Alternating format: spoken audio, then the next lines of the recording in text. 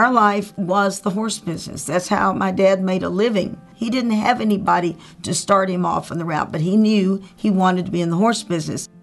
We couldn't wait for Dad to get back and us to get our horses going, but that we didn't show a lot as young kids like people do today. We trail rode and we started fox hunting, which was a great way to learn to ride. It was, a natural eye. You galloped. You took care of your horses when it was over, and it was a wonderful way to grow up.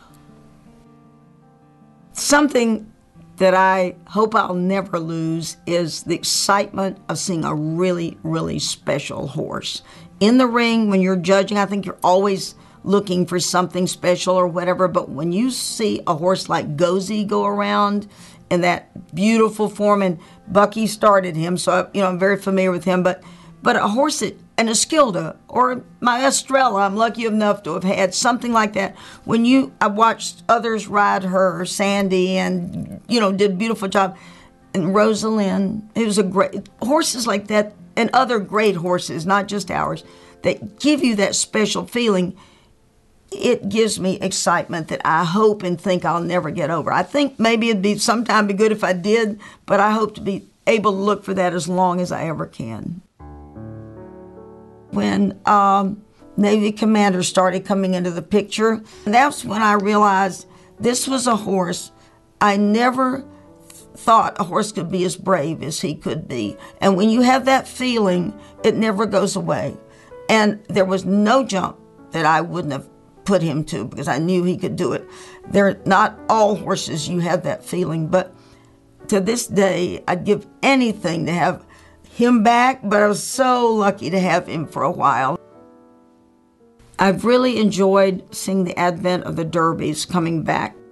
Galloping on the outside course and brilliance, and I hope we're not going to ever lose that. And I think the derbies have addressed that so well, and I think the judges are really looking for that, and I think it's a real step forward, the derbies, and they're only getting more so into the galloping and the brilliance, and I like that a lot.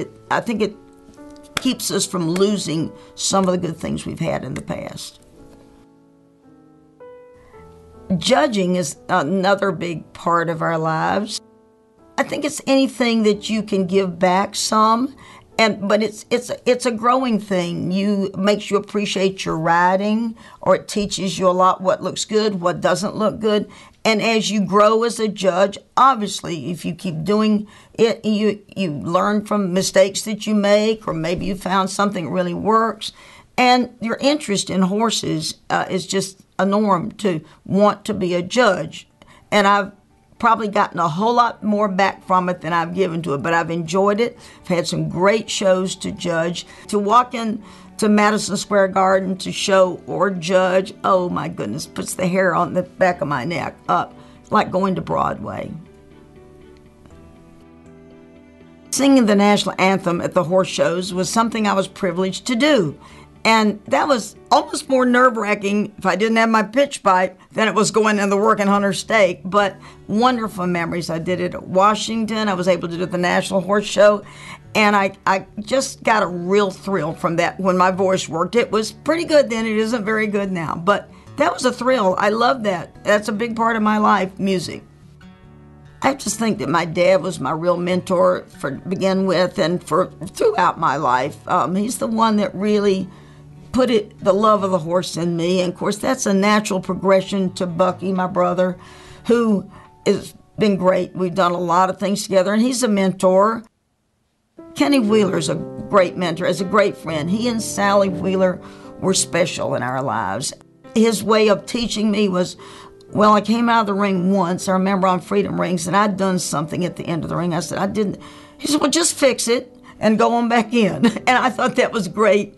And, mentors of different things, riding, judging, people, the way they run their barns, you go there, how they take care of their horses. But those three people are very, especially in the riding department.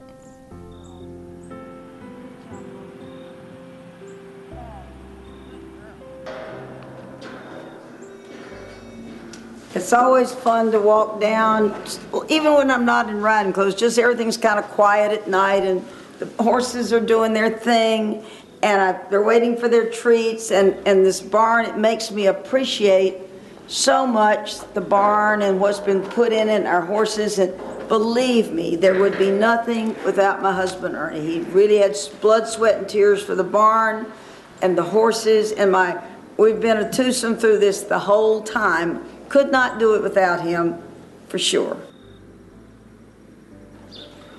It is such an honor and a privilege to be receiving this Lifetime Achievement Award from the USHJA. Thank you just doesn't seem like enough. When it comes from my peers, that is so special.